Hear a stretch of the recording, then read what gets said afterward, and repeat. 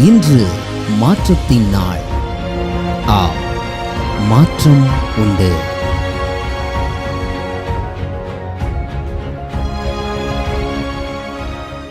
ஆண்டவராகிய இயேசுவின் நாமத்தினாலே மாற்றம் உண்டு என்கிற இந்த அனுதின தியானத்தின் மூலமாய் உங்களை சந்திக்கிறதில் எனக்கு மிகுந்த சந்தோஷம். ஆண்டவரும் இரட்சகருமாகிய இயேசுவின் நாமத்தில் உங்களை வாழ்த்துகிறேன். சுகமாக இருப்பேன் என்று விசுவாசிக்கிறேன். கர்த்தர் நிச்சயமாய் தேவனுடைய நன்மைகளினாலும் கிருபைகளினாலும் மேன்மைகளினாலும் ஆண்டவர் உங்களை நிறைத்து உங்களை நடத்தட்டும் என்று இயேசுவின் நாமத்தில் உங்களுக்கு ஜெபிக்கிறேன். எசேக்கியேல் தீர்க்கதரிசன புஸ்தகம் 39ஆம் அதிகாரம் 29ஆம் வசனம். எசேக்கியேல் சாப்டர் 39 verse number 29.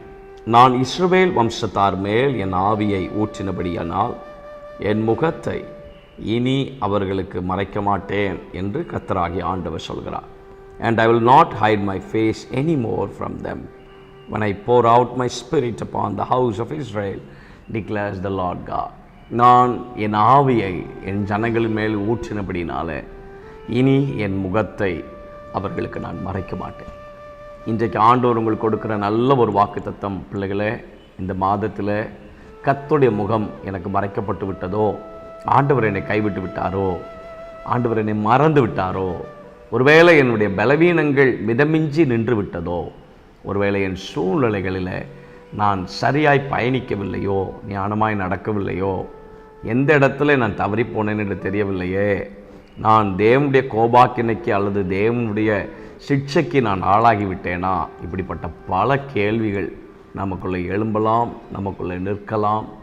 ஆண்டவர் இன்றைக்கு நமக்கு நல்ல ஒரு வார்த்தையை கர்த்தர் பதிவு செய்கிறார். என் முகத்தை நான் உனக்கு இனி மறைக்க மாட்டேன், காரணம் என்னுடைய ஆவியை உண்மையில் நான் வைத்திருக்கிறேன். தேவனுடைய பரிசுத்த ஆவியானவர் நம்ம எல்லார் மேலும் இருக்கிறார். அவர் நமக்குள் வாசம் பண்ணுகிறார். நம்ம மேல் அவருடைய அபிஷேகத்தை வைத்திருக்கிறார். நமக்குள் ஆவியானவர் நம்ம மேல் அவருடைய அபிஷேகம். ஆகவே இன்றைக்கு ஆண்டவர் உங்களுக்கு கொடுக்குற நல்ல ஒரு வாக்கு தத்தம். நான் தேவனுடைய பிரசனத்தில் உணர்ந்து நிறைந்து நான் சொல்கிறேன். ஒரு சில குறிப்பிட்ட தேவ பிள்ளைகளோடு கூட ஆண்டவர் இன்றைக்கு தனிப்பட்ட முறையில் உங்களோடு இடைப்பட வேண்டும் என்று அவர் விரும்புகிறார். என் மகனே, என் மகளே, உன் கண்ணீரை துடைத்துக்கொள். உன் சூழ்நிலைகள் மத்தியில் நான் கிரியை செய்து கொண்டிருக்கிறேன். நீ முடங்கி கிடப்பதற்காய் அல்ல, நீ சோர்ந்து போய் கிடப்பதற்காய் அல்ல, நீ அங்கலாய்த்து கொண்டு இருப்பதற்காய் அல்ல. உன்னை கொண்டு நான் வைத்திருக்கிற திட்டம் வேறு.